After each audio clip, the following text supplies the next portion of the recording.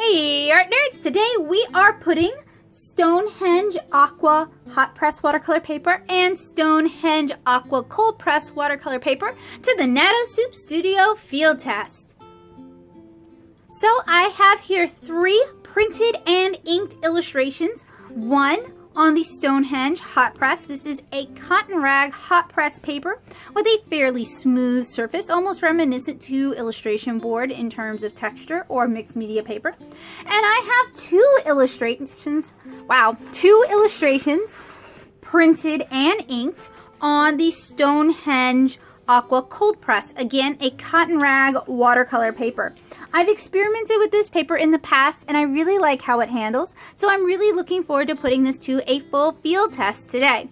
So what I'm going to do is I'm going to stretch these illustrations. Primarily these 2 are hot press and are cold press. Both of them feature cute little Lilliputian lasses with cute adorable baby buns.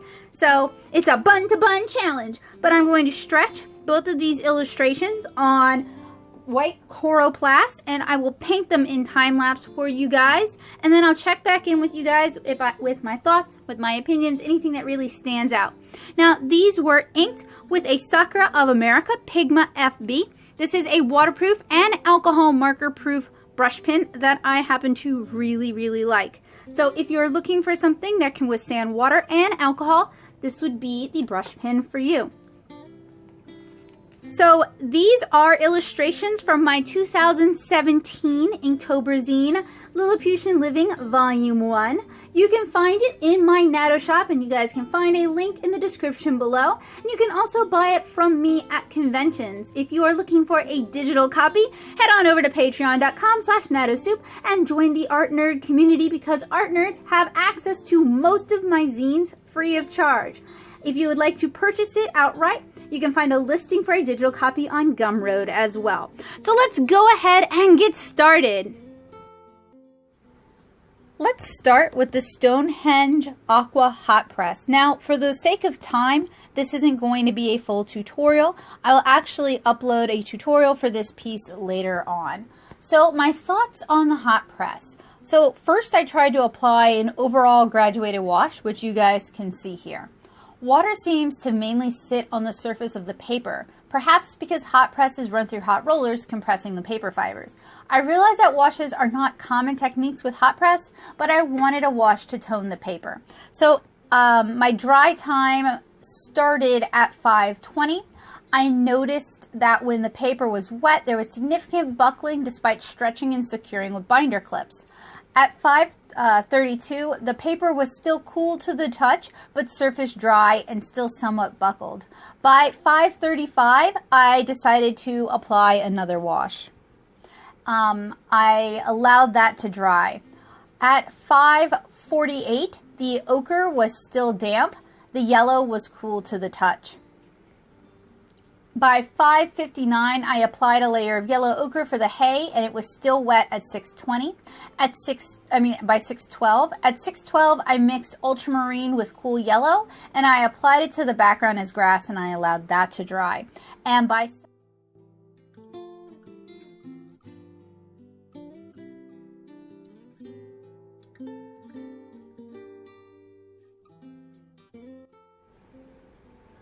So basically, I was painting like I would normally at this point.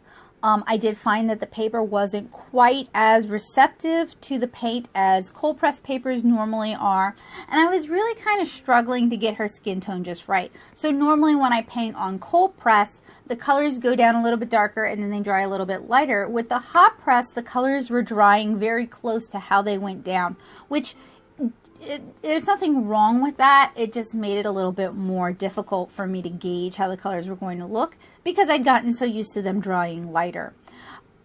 Once I started applying colors in thinner, or rather I should say fewer washes, less water, I found that the paper handled a lot better than when I was applying washes and relying heavily on wet into wet techniques. So you guys see I'm doing kind of the base for the rabbits and then washing that out with some water to get a soft blended transition. That handled a lot better than the all over washes that I did. And I really struggled to get the pink of her cheeks and the red violet shadow tone quite what I wanted on her.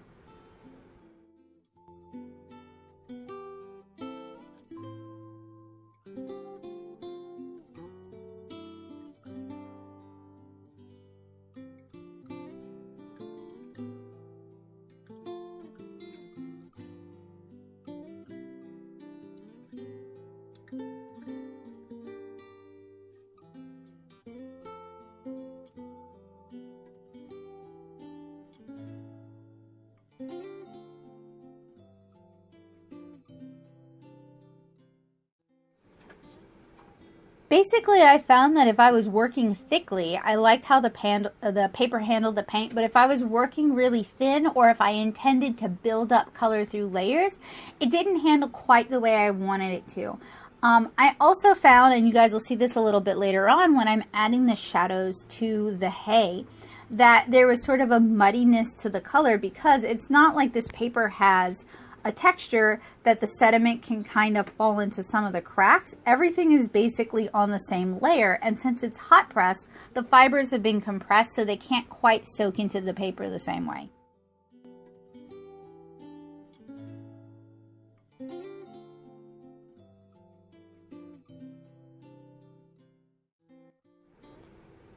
I also found that the hot press didn't really take lifting too well, and it didn't really take a lot of scrubbing, again because everything has been milled to the same texture. You can really tear up the paper surface if you scrub too much. So I wanted a gingham texture on her dress, and originally I was going to do red, but I felt like that was going to add too much contrasting color, so I decided I would do ultramarine blue.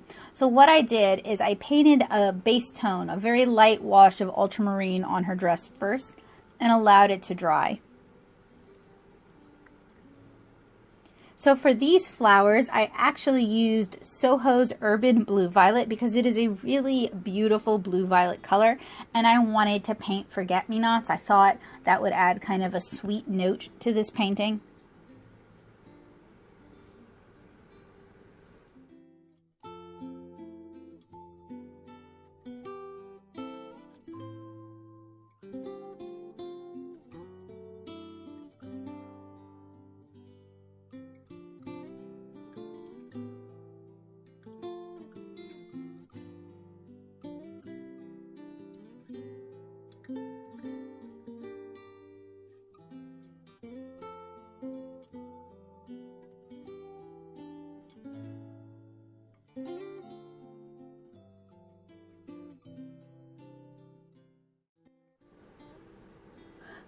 So one of the areas I feel like I really struggled with was painting this rabbit's eyes. I was aiming for kind of a soft blend, a very shoujo sort of rabbit inspired by Chika Umino's artwork. And on the hot press, I wasn't able to get as delicate a blend as I would have liked because, again, there's no texture to the paper, or there's very little texture. So paint doesn't, the way paint is absorbed, it pretty much happens immediately. It pulls paint in very quickly. And then you might try dabbing it out with a paper towel, but that might lift too much of the paint. So I found that on this paper I had control issues.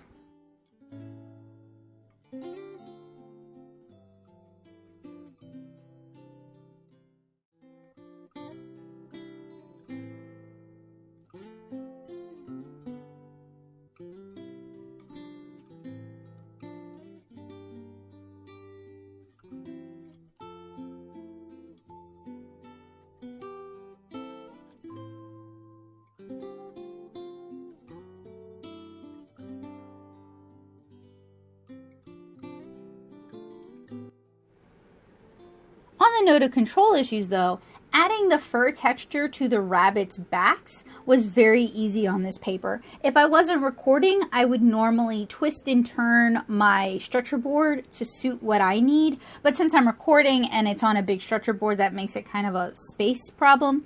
So I wasn't always able to get the best angle that I wanted, but that's not the fault of the paper. That's just one of the limitations for recording.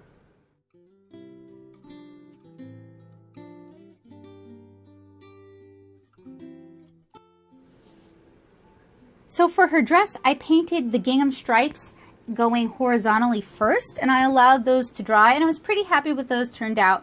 When I painted the second row of stripes though, I found that it didn't layer as much as I would have liked to. I was really hoping that where the stripes crossed over each other, we'd get a much darker delineation. So I was a little bit disappointed with how that turned out, and later on I ended up just painting a darker square where the stripes overlap just to give that impression.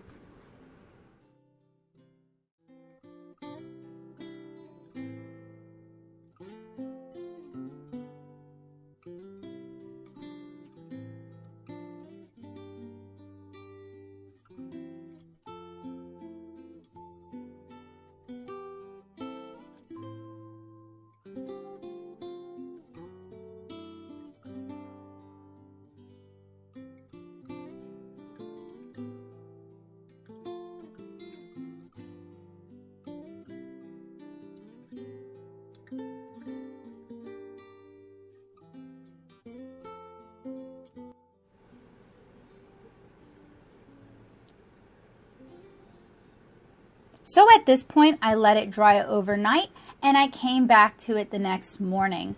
And at this point, I was just kind of adding finishing touches and preparing to use watercolor pencils. So I'm adding just a little bit of extra black and dark brown to the backs of the rabbits. I'm kind of trying to blend out the flowers because I felt like the delineation was a little bit too strong. So for the watercolor details, I'm using Derwent Inktense and Supercolor pencils, and I found that due to the really smooth texture of the paper, it was really difficult for me to apply watercolor pencils the way I normally do. I usually really enjoy the textured surface of Coldpress watercolor paper to help me use to get like almost like a dry brush effect. So now I'm just kind of adding in white highlights using white gouache and white Derwent Inktense. And I'm a little bit disappointed because it doesn't show up as much as it normally would as I would like it to. It's not as saturated as I would like.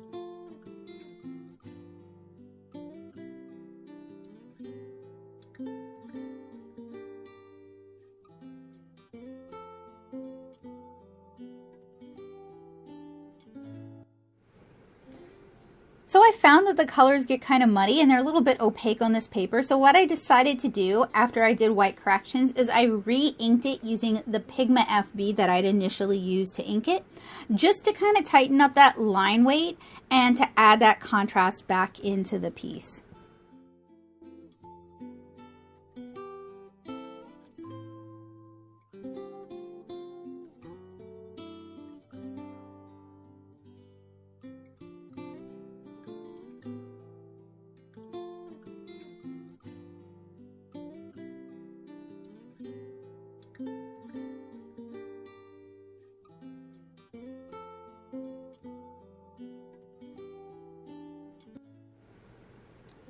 Make sure you check out the end of this video for final thoughts and opinions on Stonehenge Aqua Hotpress paper.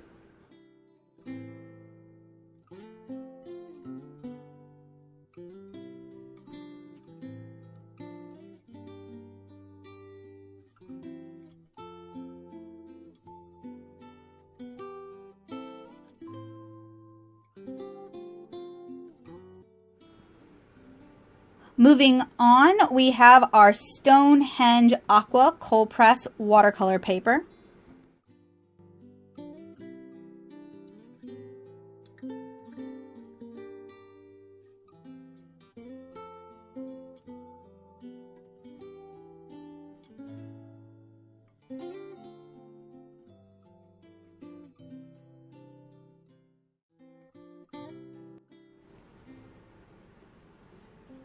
So I begin with an all-over wash of warm yellow to help tone the piece, and that was applied at 922. And I noticed that this paper has much more surface texture than the hot press, so this is much more like what I'm used to handling. And there was some paper rippling when I applied the all-over wash. At 929, it had soaked in, but it was still buckled and cool/damp to the touch. By 942, it was mostly dry, and by 950, I resumed painting. And I found that painting remains blendable longer on the cold press than on the hot press. The hot press took forever to dry when you really saturated the paper, but it wasn't easily blendable. The cold press is a bit faster to soak in/dry, but remains workable a little bit longer. It also dries faster and lighter than the Stonehenge Aqua Hotpress, about on par with other cotton rag cold press papers. I have a much easier time handling paint on this paper, even with its texture, than I did on the hot press. The hot press, I found it was kind of hard to control my squirrel hair brushes. I'm not really sure why. Maybe I've gotten really used to the slight resist that cold press papers can provide. And I found that the colors were easier to manipulate on this paper as well. I also noticed that the cold press can take more layers than the hot press. The texture of this paper takes color pencil and watercolor pencil much better as well, and we'll talk about that a little bit later on.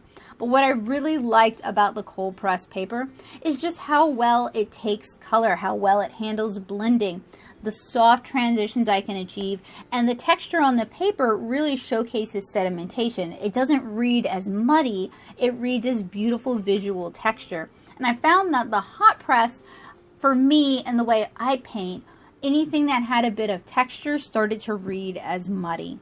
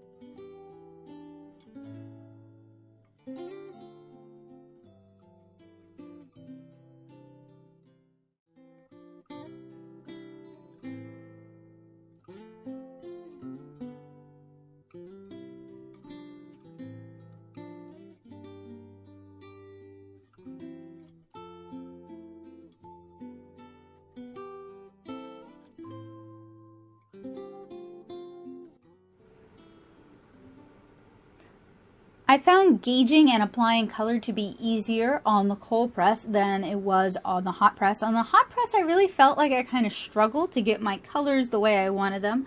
With the cold press, it was much easier for me to get it right the first time or to adjust it very easily. Lifting on this paper was also not an issue at all.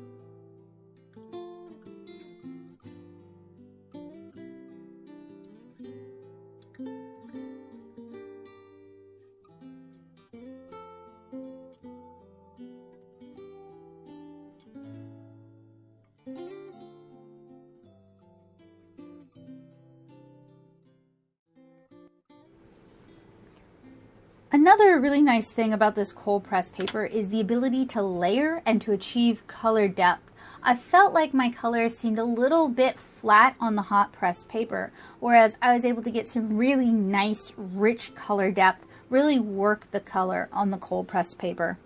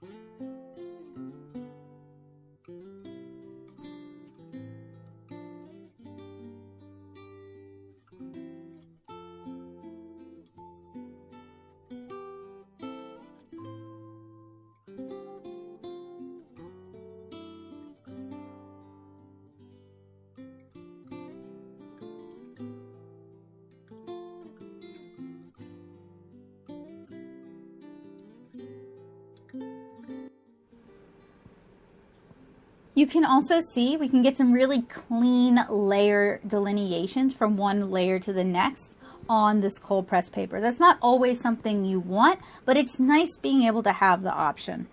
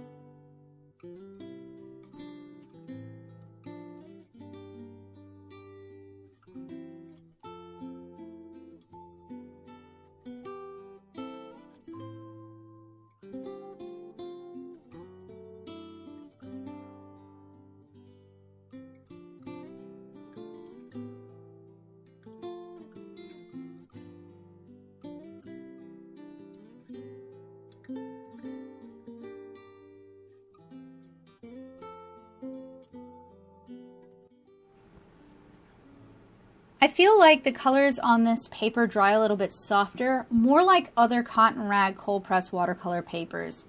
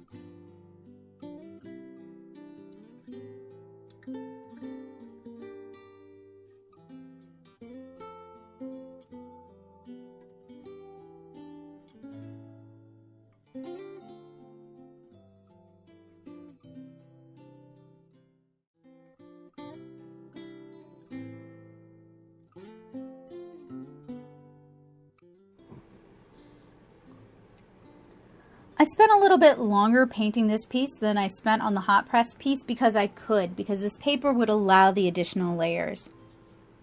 So at this point it had dried overnight, and I'm going in and adding details with color pencils. And what's really nice about using watercolor pencils on this paper is because this paper has texture, you can actually achieve more with your watercolor pencils. They're going to be more noticeable and they're a little bit more saturated.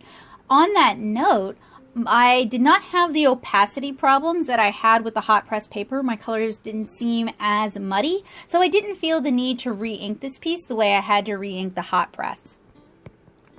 Just generally, I think I prefer their cold press to their hot press if we're talking apples to apples, watercolor painting to watercolor painting. But I do know that both papers can have slightly different uses, and different illustrators, different artists may have their own personal preference. So these opinions are just my own, based on my own preferences on how I like to paint.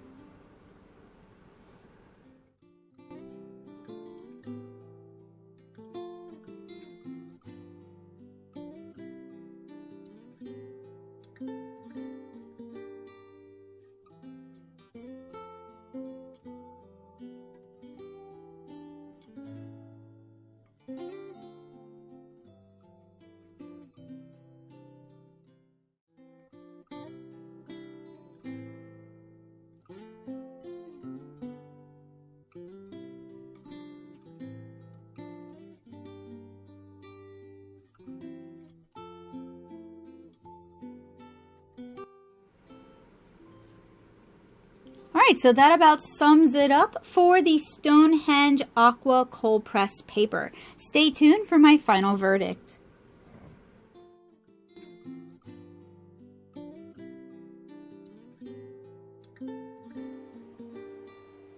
So my overall thoughts on Stonehenge Aqua Cold Press and Stonehenge Aqua Hotpress.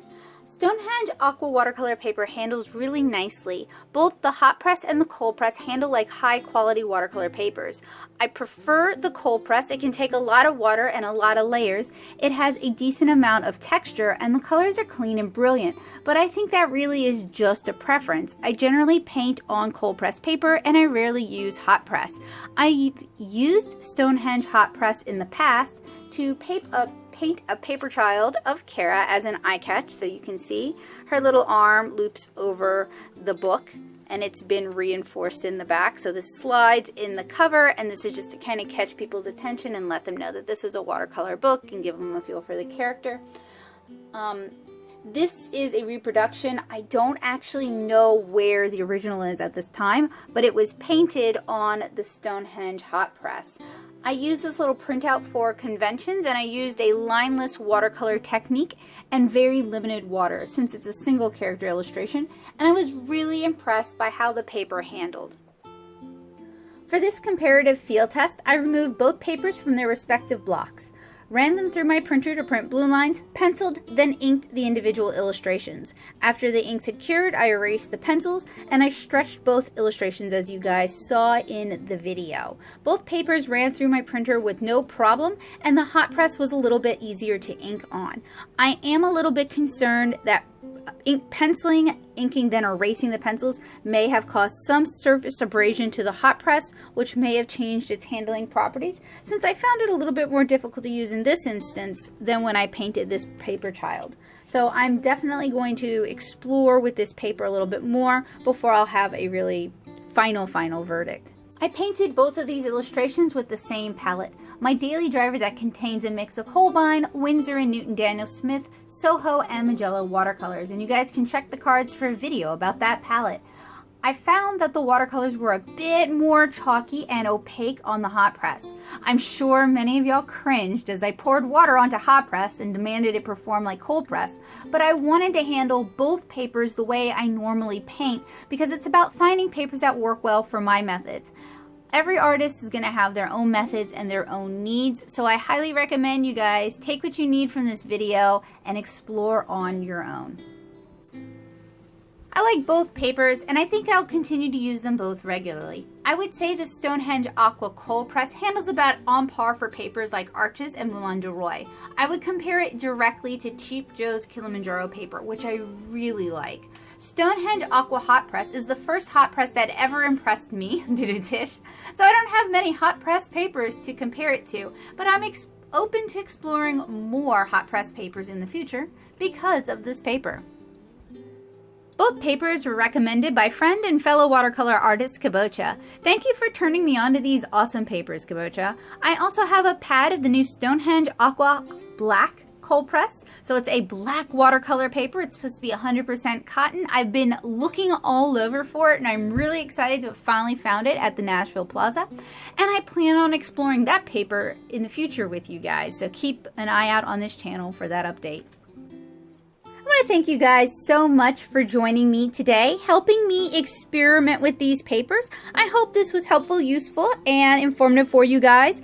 I time-lapsed the main videos so many times to get this down under an hour. So what I'm kind of thinking about doing is actually recording watercolor tutorials for both of these papers at about 30 minutes each and releasing those as separate videos. So if you're looking for a watercolor tutorial for either of these illustrations, keep an eye on this channel for that. Both of these illustrations came from Lilliputian Living, Volume 1, which I actually have right here. You can purchase it from me at any convention. Purchase a physical copy of it, that is. It is full of really cute illustrations of Lilliputian people enjoying their daily lives, and it explores different Lilliputian careers. So if you enjoy giant tiny content, if you enjoy tiny people content, or if you just like cute heartwarming things, this is a great little zine for you guys. You guys can also purchase it online through my Gumroad, or if you're an art nerd, you can download the digital copy of this for free if you'd like to check it out. So, if you guys like what I do and you want to help me do it and you want to gain access to some really cool zines and mini comics, you can join me on Patreon at patreon.com/NattoSoup. Your support through the Patreon allows me to continue to make videos like this, since as you guys can imagine, it is really quite time consuming, and every little bit of income helps. If you're interested in commissioning a portrait, an illustration like these watercolor illustrations, you guys can get a hold of me via email. That is my preferred method of making arrangements for commissions, and you can contact me at becca.hilburn@gmail.com for an individualized quote. I'm also open to working on picture book illustrations, so if you have one of those in mind, get a hold of me and we'll start talking turkey. If you guys like what I do, make sure you hit that subscribe button and click that bell notification so it'll let you know when I update this channel. That way you'll never miss another awesome art tutorial here on YouTube. I want to thank you guys so much for watching.